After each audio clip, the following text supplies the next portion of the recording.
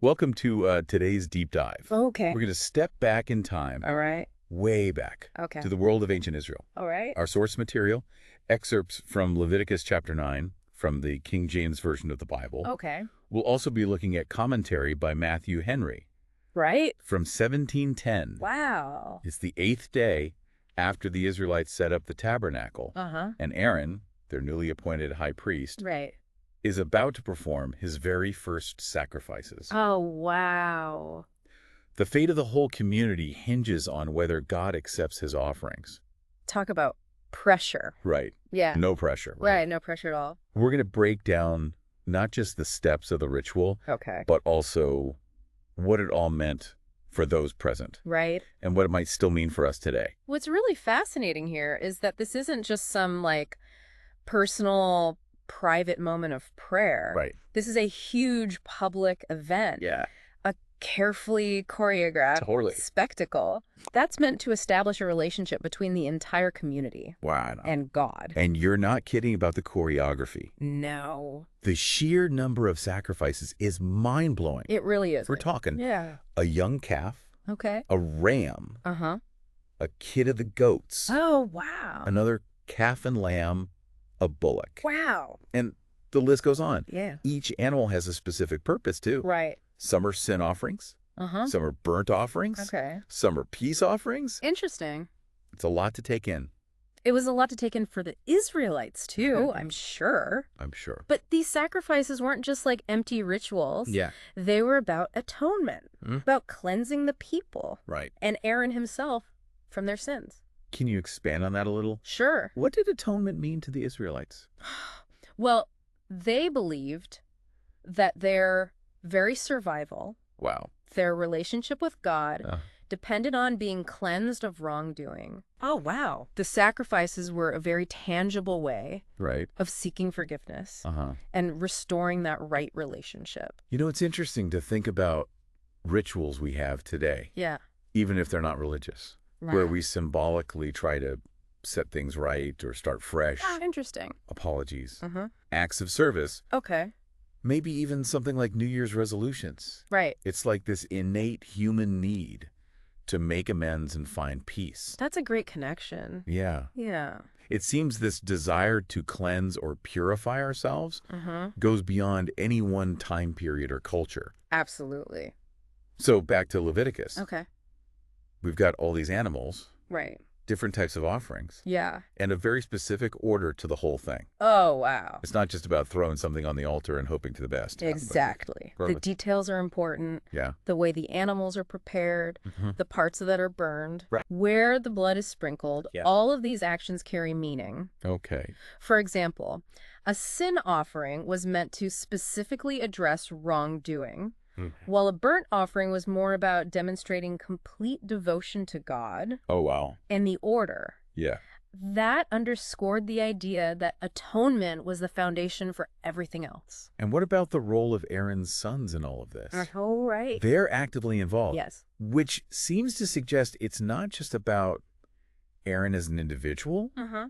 but about establishing something bigger. Right. Right. This isn't just a one-time event. Okay. This is about establishing a priestly lineage, Wow. a whole system for interacting with the divine. Okay. It's setting a precedent for how future generations will approach God. So it's not just about Aaron seeking atonement for himself. Right. It's about establishing a way for the entire community to seek atonement and connect with God. Precisely. The ceremony creates a framework for the entire community's relationship with the divine. Wow. And speaking of the community, just imagine witnessing this event. I can only imagine. Right. All those people. Yeah. The sights. The anticipation in the air. The smells.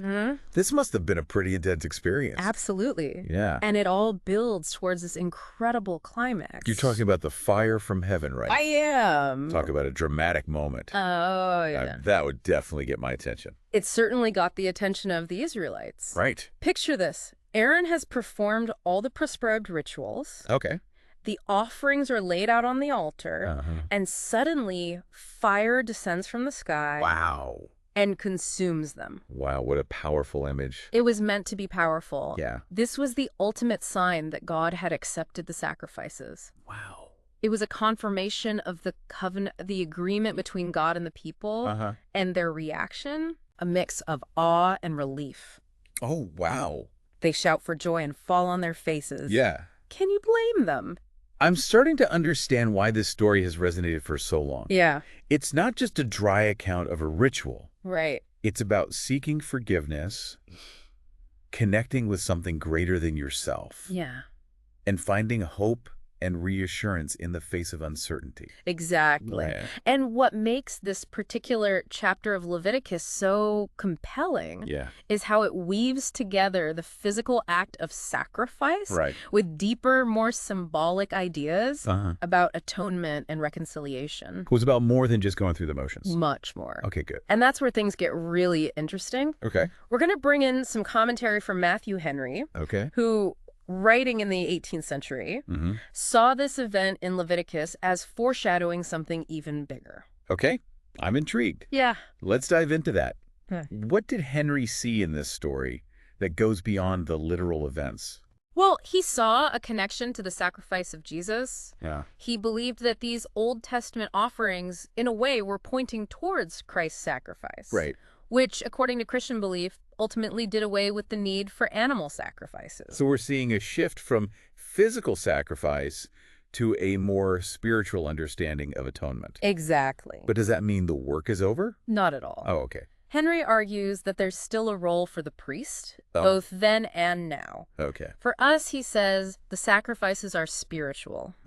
Our obedience and devotion to God. That's a pretty radical shift in thinking. It is, and it raises some interesting questions about what it means to truly offer ourselves to something greater than ourselves. It seems like we've covered a lot of ground already. We have.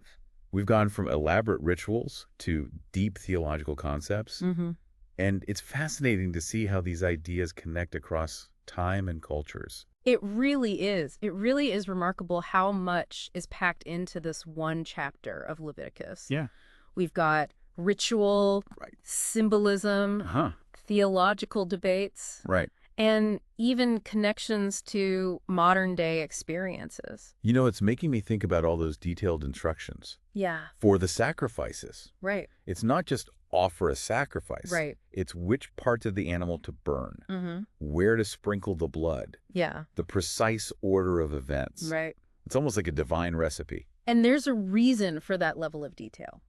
Okay. You have to remember, this is about establishing order. Right. Demonstrating reverence through very specific actions. Do you think that level of detail was also meant to create a sense of awe and mystery? Oh, that's interesting. Almost like emphasizing the separation between the human and the divine. That's a great point. Yeah.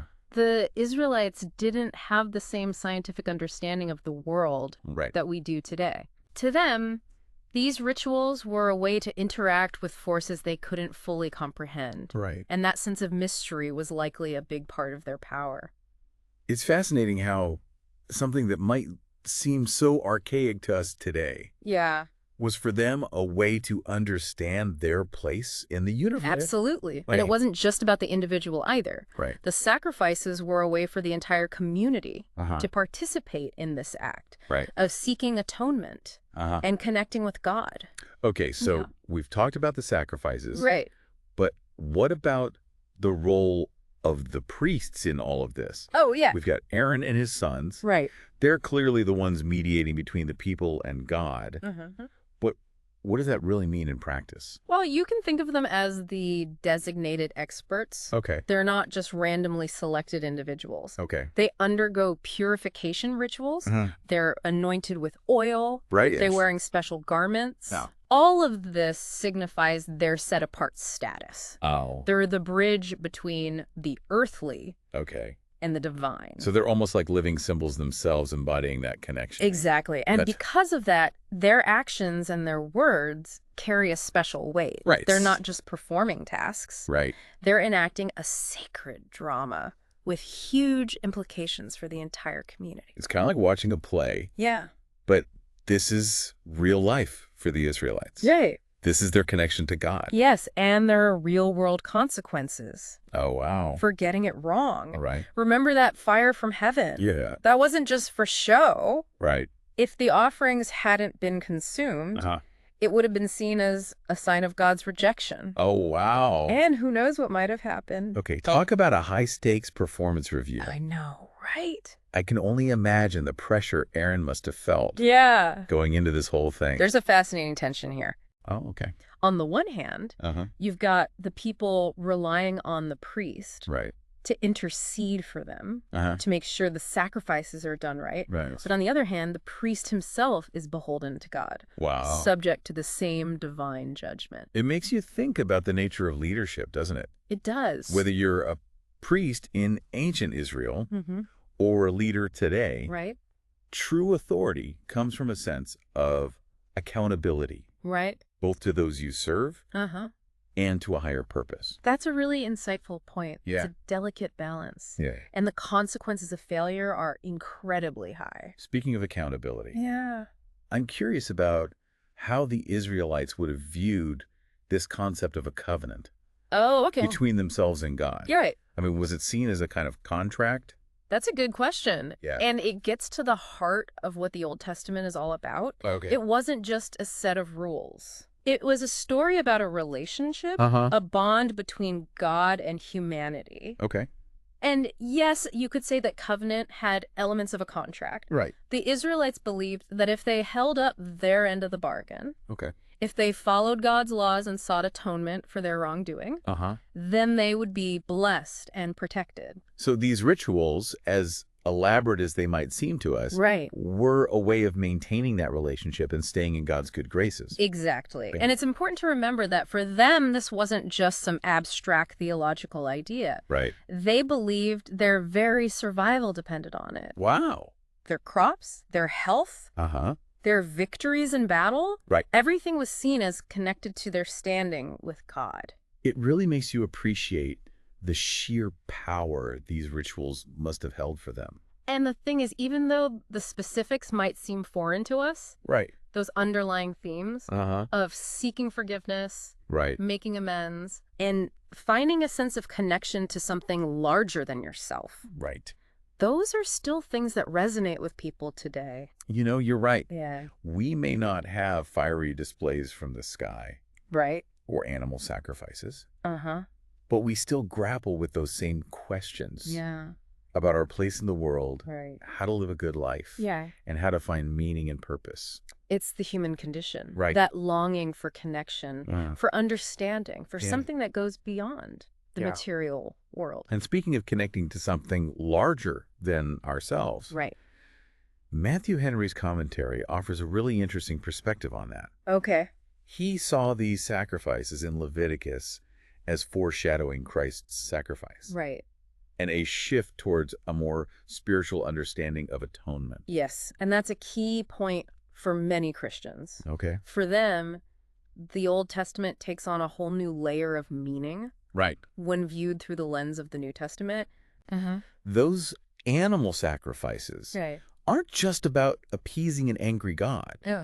They become prefigurations of the ultimate sacrifice. The one that, according to Christian theology, atones for the sins of humanity once and for all. So it's like the Old Testament is setting the stage, building up to this climactic moment in the New Testament. Exactly. But if those old sacrifices are no longer necessary, what does that mean for us today? Oh, that's a good question. What are our sacrifices? That's where things get really interesting. Okay. Remember what Henry said about the sacrifices being spiritual. Yeah. It's not about slaughtering animals on an altar. Right. It's about offering up our hearts, our minds, our very selves to God. So it's about aligning our actions with our values. Right. About living with integrity. Exactly. Correct. And it's not always easy. Right. It requires effort, dedication, and a willingness to be transformed even when it's difficult. You know, it's interesting how you phrase that. Oh, yeah. A willingness to be transformed. It makes me think about that image of the fire consuming the offerings. Right. Such a powerful symbol of purification. It is. And even though we don't have literal fire raining down from heaven, that image can still hold meaning for us today. How so? Well, think about those times when you've made a difficult decision. Okay. A choice that required sacrifice.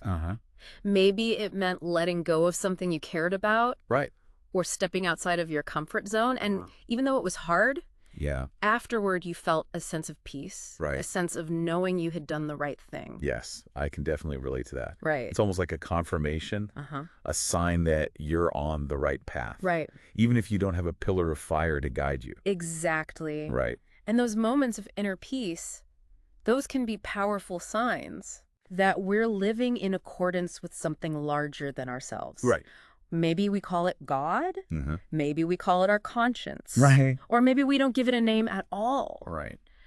But it's that feeling of being aligned with our deepest values. Right. Our highest aspirations. It's like those ancient rituals were pointing towards something that's still relevant to us today. Yeah. That deep human need to connect with something bigger than ourselves. Right. To make meaning out of our lives. And to leave the world a little bit better than we found it. And that's something that transcends any one religion or time period. Right. It's about recognizing the sacredness of our choices and living with intention. It's about living a life of purpose. Exactly. Even if it means making sacrifices along the way. Right. It's something we can all strive for, regardless of our beliefs or background. Absolutely. Yeah. And it's a journey, not a destination. Yeah. There will be times when we stumble. When we fall short. Yeah. When we make choices we regret. Right. But the key is to keep striving. Keep seeking that sense of connection. Right. And trust that even in our imperfections, we're still capable of great things. It's amazing how these ancient rituals can spark like such a deep conversation about the choices we make in our own lives. Yeah. I may not be offering up animals on an altar, but this idea of sacrifice, of giving something up for something you value even more, is something we can all relate to. Totally. Right. Absolutely. And what's so intriguing is that this concept of sacrifice isn't limited to a religious context. Right. Think about the sacrifices parents make for their children. Okay. The dedication of artists or athletes honing their craft. Right. Even those everyday choices where we prioritize one thing over another. You're totally right. It's about commitment, discipline, and sometimes even giving up something you want for something you need. Right. Or something that aligns more closely with your values. Exactly. And it's not just about the act itself. Right. Remember what Matthew Henry said about obedience and devotion being the true sacrifices? Yeah. It's about the motivation behind the sacrifice, the underlying intention. So it's not just about going through the motions. Right. It's about making choices that reflect what you believe in. I think so. It's about living with integrity. Right. About doing what you believe is right. Even when it's hard. Right. Even when no one is watching. Those are the kinds of choices that really shape us, aren't they? They do. Ones that show who we are at our core. I agree. And that's where the real challenge lies. Okay. It's easy to make sacrifices when we feel external pressure or when there's a reward waiting for us. Okay. But what about those quiet, everyday sacrifices that we make simply because it's the right thing to do? You know, I think those are the sacrifices that resonate most deeply with what we're reading in Leviticus. It's about recognizing that our choices have meaning. Right. That they matter not just for ourselves, but for the world around us. It's about living with a sense of purpose. Right. With intentionality. Even in the smallest actions, we can choose to act in a way that aligns with our values, that contributes to something larger than ourselves. This has been a pretty thought-provoking deep dive. It has. Who knew that a passage from Leviticus could spark such a deep conversation about sacrifice? I know, right? Purpose and what it means to live a good life. It's amazing what we can discover when we take the time to really delve into these ancient texts. Yeah. Isn't it? So to wrap things up, what would you say is the most important takeaway for our listeners today? I'd say it's this. The idea of sacrifice isn't about deprivation or punishment. It's about making conscious choices that reflect our deepest values and that help us live a more meaningful life. Beautifully said. And for you listening, we leave you with this question. Okay. What are the sacrifices you are making in your own life? Right. Big or small? And what signs tell you that you're on the right path? Keep seeking those signs. Keep listening to that inner voice. Yeah. And keep making choices that move you closer to the person you want to be. Thanks for joining us for this fiery deep dive into Leviticus. Yeah, thanks for having me. We'll see you next time.